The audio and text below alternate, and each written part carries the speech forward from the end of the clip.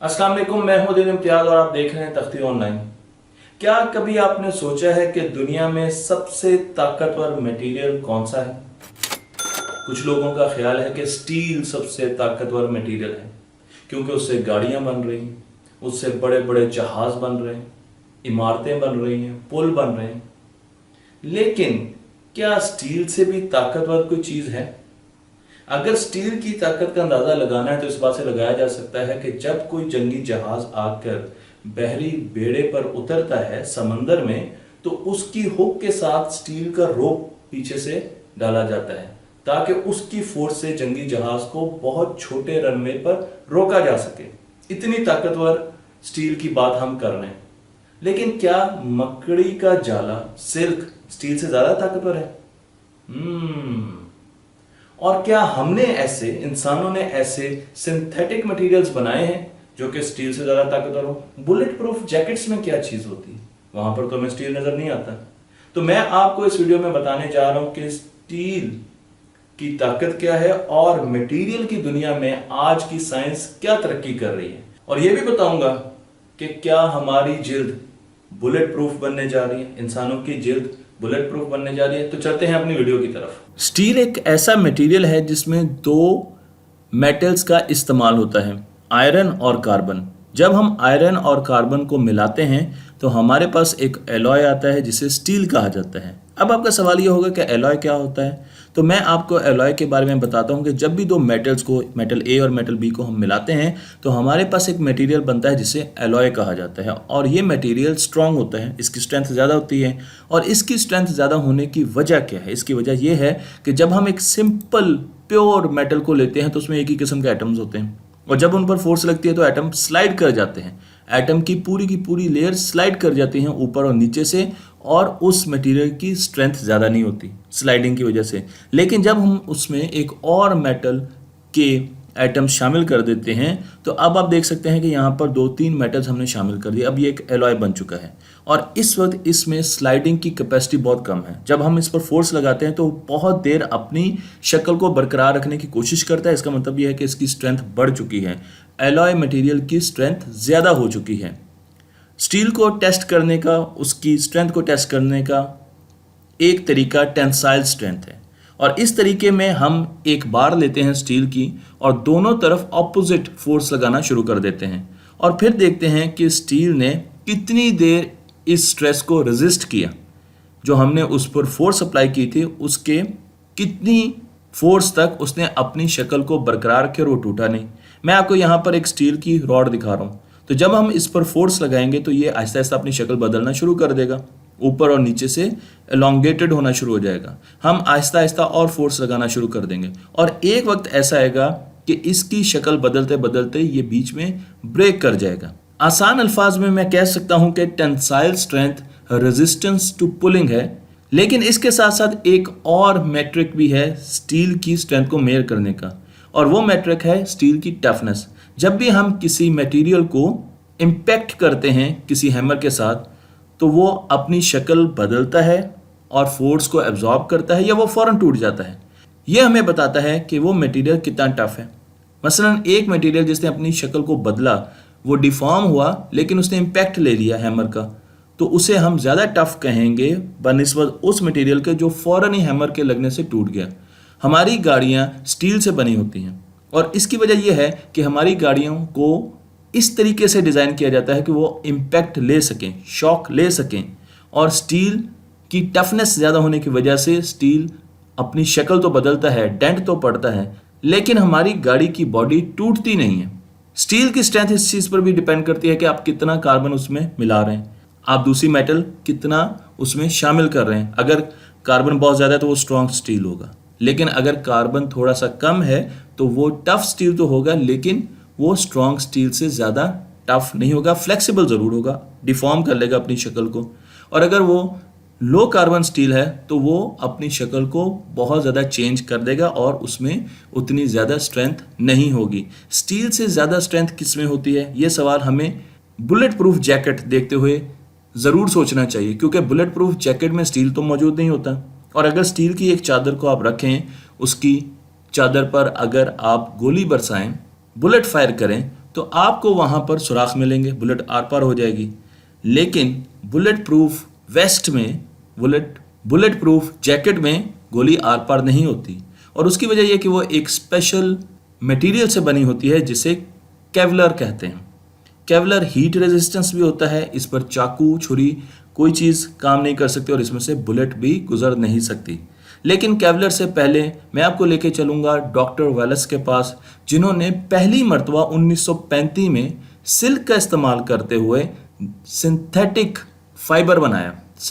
Silk fibre बनाया जिसे nylon कहते हैं। आप नायलॉन की रस्सियों से वाकिफ़ होंगे, तो सबसे पहले इन्होंने एक सिंथेटिक मटेरियल बनाया जिसे हम नायलॉन कहते हैं, और इसी लैब में काम करते हुए, जिसका नाम ड्यूपॉन्ट था, 1960 में डॉक्टर स्टेफनी ने एक और मटेरियल बनाया जिसे केवलर कहा जाता है। और केवलर बहुत ही ज़्यादा स्ट्रॉन्ग मटेरियल है, इसे बुलेट प्रूफ वेस्ट में, जैकेट में इस्तेमाल किया जाता है। मसलन अगर आप केवलर की एक मोटी चादर ले लें और उस पर गोली बरसाएं तो गोली उसमें से गुजर नहीं सकेगी। इसके अलावा मैं ये भी बता दूं कि केवलर के पैराशूट होते हैं जो जहाज़ों को रोकने के लिए इस्तेमाल होते हैं। जहाज़ जब उतरते हैं तो उनको रोकने के लिए, रेस्ट पे लाने के लिए इस्तेमाल होते हैं। सैटेलाइट में यूज़ होती हैं और हमारी केबल्स में भी केवलर यूज़ होती हैं, क्योंकि वो हीट रेजिस्टेंट भी होती हैं और वो केबल्स को सेफ भी रखती हैं। क्या केवलर से भी ज़्यादा स्ट्रेंथ वाली कोई मटेरियल हमारे पास मौजूद है? तो मैं आपको लेके चलता हूँ कार्बन के एलोट्रोप्स की तरफ। एलोट्रोप्स का मतलब ये है कि कार्बन के उन्हीं एटम को हम मुख्तलिफ शक्लों में जब अरेंज करते हैं, मुख्तलिफ स्ट्रक्चर्स में अरेंज करते हैं, तो हमारे पास मुख्तलिफ किस्म के मटेरियल आते हैं। मतलब हमारे पास ग्रेफाइट आता है, हमारे पास डायमंड आता है, BC8, ग्रेफेन, नैनो ट्यूब और फ्लोरीन। नैनो ट्यूब को उठा लेते हैं। नैनो ट्यूब स्टील से और केवलर से ज़्यादा स्ट्रेंथ रखने वाला मटेरियल है। मैं आपको यहाँ पर नैनो ट्यूब्स दिखा रहा हूँ, तो आप देख सकते हैं कि ये कार्बन नैनो ट्यूब्स हैं जो छोटे छोटे ट्यूब की शक्ल में है और उसमें कार्बन के एटम्स अरेंज हुए होते हैं। कार्बन नैनो ट्यूब्स को हम बहुत आसानी से अपनी लैब्स में बना सकते हैं। मैं आपको यहाँ पर एक सिंपल सा एक्सपेरिमेंट दिखा रहा हूँ, आप अपरेटस देख सकते हैं। तो हमें एक फर्नेस चाहिए और उस फर्नेस में 500 सेंटीग्रेड तक टेम्परेचर होना चाहिए और उसमें हम एक कैटलिस्ट रखेंगे जिसे nano tube nano particle catalyst कहा जाता है, और दूसरी तरफ से हम गैसेस उसमें दाखिल करेंगे। और जब उसको हम हीट अप करेंगे 500 सेंटीग्रेड तक, तो हमारे पास छोटी छोटी कार्बन नैनो ट्यूब्स आ जाएंगी, कार्बन वेफर्स आ जाएंगे, जो कि मैं आपको आगे दिखाने जा रहा हूँ। तो आप देख सकते हैं कि कैटलिस्ट को बनाने के लिए भी मैंने आपको दिखा दिया कि आपको आर्गन गैस चाहिए और आपको कुछ वेपर्स चाहिए और उनको आपने क्वार्ट्ज कैपिलरी चैम्बर में रिएक्ट करवाना है। इस वक्त आपको एक वेफर नज़र आ रहा है, कार्बन नैनो ट्यूब, इसको CNT भी कहा जाता है। तो आप इस वेफर को देख सकते हैं और यहाँ पर मैं आपको नैनो ट्यूब फॉरेस्ट दिखा रहा हूँ जिसमें carbon tubes, carbon nano tube, छोटी छोटी कार्बन नैनो ट्यूब्स आपको एक जंगल की तरह नज़र आ रही है। लेकिन ये धागा स्टील से भी ज़्यादा ताकतवर धागा है। जब भी इसका टेंसाइल टेस्ट किया जाता है तो हमें पता चलता है कि इसमें बहुत ज़्यादा पावर है और इसीलिए इसको बाइसिकल्स में, इसको रैकेट्स में, इसको गाड़ियों के बम्पर में इस्तेमाल किया जा रहा है। मैं आपको ये भी बताता चलूँ कि अगर आपके पास एक नैनो ट्यूब है और आप उसको हाथ की मदद से खींचने की कोशिश करते हैं तो तमाम नैनो ट्यूब्स आपस में जुड़ी होती हैं और वो एक पार्ट के तौर पर बाहर की तरफ आना शुरू हो जाती हैं। आप यहाँ पर बहुत बड़ी एक नैनो ट्यूब देख सकते हैं, लेकिन नैनो ट्यूब का एक नुकसान है और वो है कि नैनो ट्यूब पॉइजनस भी हो सकती हैं, इसलिए वो बहुत ज़्यादा स्ट्रांग है, लेकिन हमें उनसे बचकर रहना चाहिए। चलते हैं और मटेरियल्स की तरफ। तो हम नेचर से कुछ एग्जांपल्स लेते हैं। हमारे पास एक बर्ड है टूकॉन। अगर आप इसकी बीक, इसकी चोंच देखें तो बहुत ज़्यादा सख्त और बहुत ज़्यादा स्ट्रेंथ रखने वाली इसकी चोंच होती है, लेकिन इसकी चोंच में दो ऐसे मटेरियल इस्तेमाल हो रहे होते हैं जो कि बड़े सॉफ्ट होते हैं। मसलन एक शेल होता है, अगर आप शेल को अलग से, मैंने उसको एक पेपर की तरह दिखाया है आपको एग्जांपल देने के लिए, तो आप उसको काटें वो आराम से कट जाएगा। दूसरी तरफ बोन्स हैं, बोन्स एक स्टायरोफोम की तरह है, उसको भी आप जोर लगाएं तो टूट जाएगा। ये दोनों मटेरियल बहुत ज़्यादा स्ट्रेंथ रखने वाले मटेरियल नहीं है, लेकिन अगर इस स्टायरोफोम को हम इस शीट में रैप कर दें तो अब आपके लिए इसको तोड़ना बहुत ज़्यादा मुश्किल होगा। आप घर पर इस एक्सपेरिमेंट को करके भी देख सकते हैं। तो इस तरीके से दो मटेरियल्स को भी मिलाकर हम एक अच्छा स्ट्रॉन्ग मटेरियल बना सकते हैं। मैं आपको एक और एग्जांपल देता हूँ। चॉक को ले लीजिए। चॉक कैल्शियम कार्बन ऑक्सीजन से मिलकर बना होता है और आप इसको बड़े आराम से तोड़ सकते हैं। इसकी टेंसाइल स्ट्रेंथ बहुत ही ज़्यादा कम है। लेकिन अगर इस चौक के ऊपर आप खड़े हो जाएं तो आप आराम से खड़े हो सकते हैं, ये चौक टूटेंगे नहीं। तो अगर आपने चौक के ऊपर से फोर्स लगाई तो चौक की कंप्रेसिव स्ट्रेंथ बहुत ज़्यादा होती है, वो नहीं टूटेगा। लेकिन अगर आपने इसको बीच में से तोड़ने की कोशिश की तो इसकी टेंसाइल स्ट्रेंथ बहुत कम होती है, ये टूट जाएगा। तो आप एक्सपेरिमेंट कर सकते हैं, आप 4 चौक के ऊपर एक लकड़ी का बोर्ड रख के उस पर खड़े भी हो सकते हैं। इसी तरीके से हमारे पास ग्लास है, तो ग्लास की कंप्रेसिव स्ट्रेंथ बहुत ज़्यादा होती है। इसका मतलब ये कि अगर आप ऊपर से फोर्स लगाएंगे इसको तोड़ने के लिए तो ये नहीं टूटेगा। आप इसके ऊपर खड़े भी हो सकते हैं, एक गिलास के ऊपर इंसान खड़ा हो सकता है। लेकिन अगर आप इसको साइड वाइज फोर्स लगाएंगे तो ये बड़े आराम से टूट जाएगा। तो कुछ डायमेंशन में ये बहुत ज़्यादा स्ट्रॉन्ग मटेरियल होगा और कुछ डायमेंशन में, कुछ सिम्टोम में ये स्ट्रॉन्ग मटेरियल नहीं रहेगा। मैं आपको पहले भी बता चुका हूं कि जब दो मटेरियल्स को मिक्स करते हैं तो हमारे पास बाजुकात एक स्ट्रॉन्ग मटेरियल आ जाता है। वही एग्जांपल मैं आपको शेल की दिखाता हूं। जो शेल हमें सी में मिलते हैं, समंदरों में मिलते हैं, इनमें 95% कैल्शियम कार्बन ऑक्सीजन होता है जो कि चौक में मौजूद होता है। लेकिन ये शेल बहुत ज़्यादा स्ट्रॉन्ग होते हैं, आप इसको तोड़ नहीं सकते। तो आखिर कौन सी ऐसी चीज़ है, क्योंकि चौक तो बहुत सॉफ्ट होता है, फिर ऐसी कौन सी चीज़ है कि इसमें टेंसाइल स्ट्रेंथ भी बहुत है, कंप्रेसिव स्ट्रेंथ भी बहुत है, जबकि चौक में तो सिर्फ कंप्रेसिव स्ट्रेंथ मौजूद थी, टेंसाइल स्ट्रेंथ मौजूद नहीं थी। और उसकी वजह एक प्रोटीन है। तो अगर हम छोटे लेवल पर जाकर देखें तो हमें ये शेल छोटे छोटे हेक्सागोनल शेप्स में नजर आएगा और इन शेप्स को ग्लू करती हैं, जोड़ती हैं एक प्रोटीन, और उस प्रोटीन की वजह से कैल्शियम कार्बन ऑक्सीजन बहुत ज़्यादा स्ट्रेंथ ले लेते हैं और उस वजह से हमें ये एक बहुत ज़्यादा स्ट्रॉन्ग मटेरियल के तौर पर नज़र आता है, जिसे सिरामिक कहा जाता है।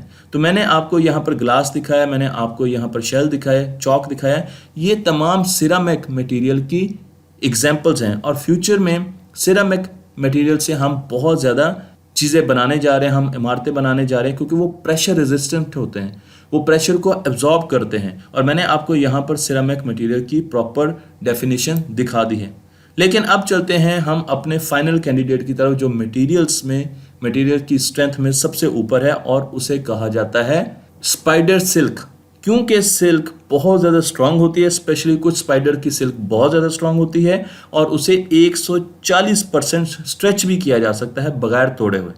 तो मैं आपको यहाँ पर एक पीस ऑफ आर्ट दिखा रहा हूँ। 1 मिलियन 10 लाख गोल्डन स्पाइडर्स की सिल्क से ये एक छोटा सा कपड़े का टुकड़ा बनाया गया है, जो कि 4 सालों में बनाया गया और ये बहुत बहुत ज़्यादा स्ट्रांग है। इसके एक धागे को भी आप तोड़ नहीं सकते। लेकिन अगर हमने स्पाइडर सिल्क से अपनी इंडस्ट्री को आगे लेके जाना है तो इसे मैस प्रोडक्शन में कैसे लाया जा सकता है? क्या 4 साल में हम इतने छोटे कपड़े से अपनी इंडस्ट्री को चला सकते हैं? यहाँ पर मैं आपको गोल्डन स्पाइडर दिखा रहा हूँ, जिसकी सिल्क की मैं बात कर रहा हूँ। बहुत ज़्यादा स्ट्रॉन्ग सिल्क होती है और फिर हमने सोचा कि क्यों ना हम इसका कोई और हल निकाल सकें, क्योंकि स्पाइडर की फार्मिंग बहुत ज़्यादा मुश्किल है। तो हमने स्पाइडर को कंबाइन किया गोट के साथ और गोट के बकरी के दूध से स्पाइडर सिल्क को सिंथेसाइज किया।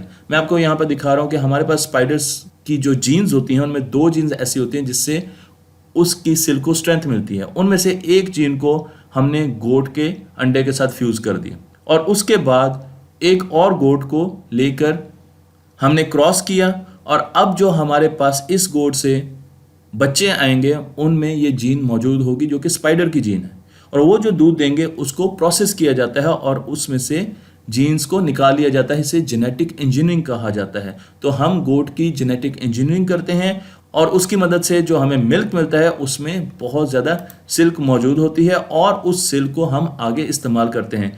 इस सिल्क की कितनी ज़्यादा स्ट्रेंथ है तो मैं आपको बताता हूँ कि इस सिल्क की स्ट्रेंथ केवलार से ज़्यादा है, स्टील से ज़्यादा है, लेकिन इसकी strength CNT carbon nano tube से ज़्यादा नहीं है, उससे कम है, लेकिन ये जहरीला नहीं है। और कार्बन नैनो ट्यूब्स उन पर हमें शक है, अभी रिसर्च जारी है कि वो जहरीली हो सकती हैं। और जो नेचुरल सिल्क होती है उससे भी ये स्ट्रेंथ में कम है। तो नेचुरल सिल्क सबसे ज़्यादा स्ट्रेंथ में होती है। और अगर आप सिल्क को देखें, सिल्क के मॉलिक्यूल को देखें कि वो क्यों इतना स्ट्रेंथ लेता है, तो मैं आपको इस लीगो से दिखाता हूँ। ये लीगो है।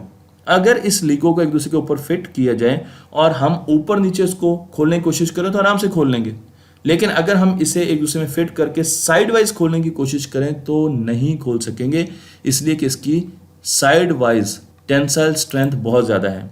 तो सिल्क में एक तो इस तरह के हमारे पास ब्लॉक्स मौजूद होते हैं लेगो की तरह, इसी तरीके से हमारे पास प्रोटीन्स मौजूद होती हैं जो कि स्प्रिंग की तरह फ्लेक्सिबल भी होती हैं। यहाँ पर मैं आपको अमाइनो एसिड्स और वो प्रोटीन्स दिखा रहा हूँ जो कि स्प्रिंग की तरह बहुत ज़्यादा फ्लेक्सिबल होती हैं। और फिर हमारे पास जिपर होते हैं, तो ब्लॉक्स को लगाया जाता है, उसमें स्प्रिंग्स भी होते हैं, तो वो फ्लेक्सिबल भी होती है, सिल्क स्ट्रॉन्ग भी होती है, और फिर हम उन्हें जिप कर देते हैं, इकट्ठा कर देते हैं। इस तरीके से हमारे पास सिल्क की प्रोटीन बनती है। सिल्क की प्रोटीन से अब हम आगे बहुत से और काम लेने जा रहे हैं, और एक काम यह है कि हम इस प्रोटीन का इस्तेमाल कर रहे हैं इंसानों पर। हम एक ऐसी स्किन बना रहे हैं जिससे बुलेट भी गुजर नहीं सकती, और ये स्किन बनाई है डच टीम ने। इसे बुलेट प्रूफ स्किन कहा जाता है और इस पर बहुत से एक्सपेरिमेंट्स हो रहे हैं, और इसके बारे में कहा जाता है कि शायद मुस्तकबिल में स्पाइडर सिल्क से इंसानों की स्किन को भी इंजीनियर किया जाए और इंसान भी बुलेट प्रूफ स्किन के हामिल हो सकें। तो इस वक्त हमारे पास जो स्ट्रॉन्गेस्ट मटेरियल है वो है सिल्क, स्पाइडर सिल्क, और फ्यूचर में हम इसकी बहुत ज़बरदस्त एप्लीकेशंस देखने जा रहे हैं। तख्ती ऑनलाइन को लाइक कीजिए, शेयर कीजिए और इस इल्म को दूसरों तक पहुंचा दीजिए।